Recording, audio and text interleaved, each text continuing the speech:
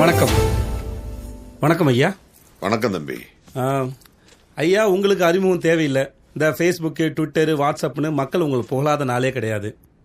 மிகப்பெரிய அரசியல்வாதி, தொழிலதிபர். உங்களை பற்றி நீங்களே சுருக்கமாக ஒரு 3 வரியில் சொல்லுங்களேன், கேட்போம். நான் தீரன் மணியரசு. மக்கள் சேவை என் உயிர் மூச்சு. வாய்மையும் நேர்மையும் என் வழித்தடங்கள். ஐயா, கன்னிகல்யாம புள்ள பெற்றோம்ல, நேர்மையான அரசியல்வாதியும் இல்லைன்னு எங்க ஊர்ல ஒரு பழமொழி சொல்லுவாங்க. என்ன உளர்ற? இல்ல, அத பொய்யாக்குற மாதிரி இருக்கு உங்களோட அறிமுகம். தீரன் மணியரசே, ஏதோ ஒரு வீரமான நிகழ்வு பின்னால் தானே இந்த தீரங்கிற அடைமொழி உங்களை வந்து சேர்ந்துருக்கணும், சரியா? இது பளிச்சுன்னு கேட்க வேண்டிய கேள்வி தம்பி. பயப்படாம கேளுங்க. 15 வருஷத்துக்கு முன்னாடி அரசாங்கம் எங்க ஊர்ல சாரா கடையும் கள்ளுக்கடையும் திறந்து ஆறா ஓட விட்டுச்சு. குடிமக்கள் எல்லாம் குடும்பத்தோட கஷ்டப்பட்டாங்க. ஏழைங்க கஷ்டப்படுறதை என்னால பார்த்துட்டு சும்மா இருக்க முடியல. அதான் கள்ளுக்கடையும் சாரா கடையும் கூட சொல்லி போராட்டம் நடத்தினேன். இது இந்த கள்ளச்சார பிரச்சனையா 2004 தர்மபுரியில உங்களை கூட கைது பண்ணாங்கல்ல? என்ன பண்ற நீ? ஐயா, இது தர்மபுரியில தான் நடந்தது. கள்ள சாராயம் நல்ல சாராயம் எல்லாத்தையும் எதிர்த்து தர்மபுரியில தான் போராட்டம் நடத்தினேன்.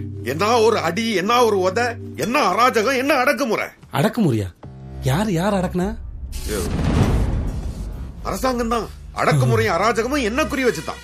அன்னைக்கு நடந்த துப்பாக்கி சூட்ல செத்து சபக்குழிக்கு போயிருக்க வேண்டியவன். இங்க பாரு, இங்க பாத்தியா? போதும் சார், தெரியும் சார். இல்ல சார், டிவில குழந்தைங்க பாத்துருப்பாங்க சார். போதும் முடிக்கும் சார். உள்ள என்ன நிறைய இருக்குது. என்னுடைய இந்த போராட்ட குணத்தை பார்த்த எங்களோட தலைவர் தமிழ்ச்செல்வன் வீரண்டாணி சூரண்டாணின்னு புகழ்ந்து தள்ளிட்டாரு. இந்த புகழ் மக்கள் மனதில் நிரந்தரமா இருக்கட்டுமே தீரன் மணியரசுன்னு பேர் வச்சுட்டாரு. இதெல்லாம் ஒரு வரலாற்று நிகழ்வு தம்பி. வரலாற்று நிகழ்வு தான். கல்வெட்டுலாம் பொறிக்கணும். செம்மையா கதைக்கிறான் மச்சி. கிண்டல் பண்ணாத, பி நார்மல். அண்ணா, உங்க கல்வி பணியை பத்தி பேசுவோமா? இன்னைக்கு பாத்தீங்கன்னா 3 இன்ஜினியரிங் காலேஜ், 2 மெடிக்கல் காலேஜ் இதெல்லாம் வச்சு மாணவர்களோட அறிவுக்கண்ணை திறந்திருக்கீங்க. ரெஃபர் அப்துல் கலாம். அவ்வளவுதான். அப்துல் கலாம்? ஆமா சார். ஓ, அப்துல் கலாம் ஐயா மாதிரின்னு சொல்ல வரீங்களா? ஐயா தான் எனக்கு கிரியா ஊக்கி. ஐயாவை பின்பற்றி தான் இளைஞர்களோட வளர்ச்சிக்கும் எழுச்சிக்கும் கல்வி பணிகளை செஞ்சுக்கிட்டு இருக்கேன். தாய் கட்சியில இருந்து எப்ப பிரிஞ்சீங்க? ஏன் பிரிஞ்சீங்க? காண மயிலாட இதே அப்புறம் உனக்கு தெரியும். இந்த பிட்டை எழுதி கொடுத்தேன் நான். சிறகை விருத்தாடியது போலன்னு கேள்விப்பட்டிருக்கீங்களா? அது மாதிரி. நல்ல தமிழ் பாட்டு சார். புறநானூறு, அகநானூறா? புறநானூறு. புறாநானூறு அது பேசினீங்க சார். சூப்பரா பண்ணீங்க சார். என்னோட பண்ணுங்களேன். புறாநானூறு அது மாதிரிதான் சார். நான் தலைவர் கூட நெருக்கமா இருக்கிறது பிடிக்காம சில பேர் காண்டுல சதி செஞ்சுட்டானுங்க. விலகிட்டேன். என்ன விலகிட்டீங்களா இல்ல அவங்களே விலக்கிட்டாங்களா?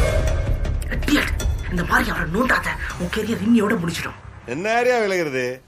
அவரோட பட்டங்கள் பத்தி கேளு. ஏழைகளின் விடிவெள்ளி, இளைஞர்களின் புரட்சி நாயகன், 8ஆம் வள்ளல், கர்ணன், கல்வி காப்பாளன், தொழில் புரட்சியின் பிதாமகன், இப்படி உங்களுக்கு பல பட்டங்கள் இருக்கிறது. இதில் உங்களுக்கு பிடித்தது எது?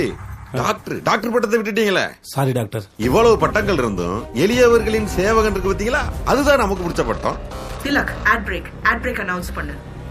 மேலும் பல சுவாரஸ்யமான தகவல்களை கேட்கும் முன் ஒரு சிறிய விளம்பர இடைவேளை. Welcome back to the show.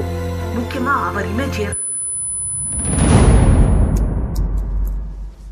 Mister Theechatti Mannaru. என்னண்ணே, அதான உங்க ஒரிஜினல் பேரு? என்னண்ணே, உங்க அப்பா அம்மாக்கு ரொம்ப நாள புள்ளே இல்லாதனால உங்க அம்மா தீச்சட்டி சுமந்து பிறந்தனால அப்ப வச்ச பதான் தீச்சட்டி மன்னாரு. கரெக்ட். யார் யாரெல்லாம் உன்னோட சொன்னது? நம்ம சரோஜாக்கா, உங்க ஸ்டெப்பு அண்ணி ஸ்டெப்னி, நம்ம மகளிர் தலைவின டோக்க நம்பர் 3. நம்ம அண்ணன் யாருன்னா 15 வயசுல ஆட்டோ ஓட்ட ஆரம்பிச்சு 22 வயசுல ஆட்டோ யூனியன் சங்க தலைவரானார். அதுக்கப்புறம் ஒரு அரசியல் கட்சியில சேர்ந்து ஒரு பஸ் எரிச்சு இந்த தீச்சட்டி மன்னாரு தீரன் மணி எஸ்வானர். அதுக்கப்புறம் சொயின்னு வாழ்க்கையில நான் ஸ்டாப்பா வளர்ச்சி தான். கமிஷன் கட்ட பஞ்சாயத்து வந்த காசுல 4 இன்ஜினியரிங் காலேஜ், 2 மெடிக்கல் காலேஜ், உங்க பேர்ல, உங்க ஃபேமிலி பேர்ல, உங்க பினாமி பேர்ல, சிட்டி முழுக்க மல்டிபிளெக்ஸ், அது இதுன்னு எவன் அப்போ விட்டு காசு. இப்போ லேட்டஸ்டா சைனா கொலாபரேஷன் குளோபல் டிராகன் பூச்சிக்கொல்லி ஃபேக்டரி. It's magical miracle. ஒரு சாதாரண ஆட்டோ டிரைவரை வாழ்க்கையை ஆரம்பிச்சு அது எப்படிங்க எவ்வளவு பெரிய தொழில் அதிபர் ஆனீங்க? ஒரு செகண்ட்ல கேட்ட தம்பி, இதெல்லாம் சும்மா வரல. எவ்வளவு அவமானங்கள், எவ்வளவு அசிங்கங்கள், எவ்வளவு காயங்கள், எவ்வளவு கலவரங்கள், எவ்வளவு களவாணித்தனங்கள், எவ்வளவு கற்பழிப்புகள். அடிக்கவே போய் நிக்கிறேன். இப்ப எதுக்கு நீங்க முதல்வன் ரகுவரன் மாதிரி ட்ரை பண்றீங்க? மிஸ்டர் மன்னாரு, நான் வந்து நீங்க மிதிச்சு ஏறி வந்த படிகளை பத்தி பேசிட்டு இருக்கேன். புரியுதா? நான் உங்களுக்கு ஒரு சம்பவத்தை ஞாபகப்படுத்தட்டுமா? கொஞ்ச நாளைக்கு முன்னாடி உங்க ஆபீஸ் வாசல்ல சுற்றுப்புற சூழல் கெட்டு போகுதுன்னு சொல்லிட்டு பசுமை மானுடங்கிற மாணவர் இயக்கம் வந்து போராட்டம் நடத்தினாங்கல்ல. ஆ? அவங்க போராட்டத்தை முறியடிக்கிறதுக்காக அதுல கலந்துகிட்ட மாணவர்களை துரத்தி அடிச்சிங்களே, ஞாபகம் இருக்குதா? அந்த குரூப்பை சேர்ந்த ஒரு பொண்ணை ரவுடிகளை விட்டு மானபங்கப்படுத்துனீங்களே, என்ன ஞாபகத்தில் இருக்கா? யோ, நீ சொல்றதெல்லாம் அப்பட்டமான பொய்யா? மிஸ்டர் தீச்சட்டி மன்னாரு, நான் என்ன கேள்வி கேட்க ஆரம்பிக்கலையே. நான் என்ன நாடா கேள்வி கேப்ப? நான் யாருக்கு பிறந்தேன், எனக்கு ஏன் பிறந்தாங்கிறது உனக்கு முக்கியமா? ஒரு மேடை ஆளுக்கு 500 ரூபாய் பணம், உன்னையும் தூக்குவேன், இந்த சேனலையும் தூக்குவேன். போடா.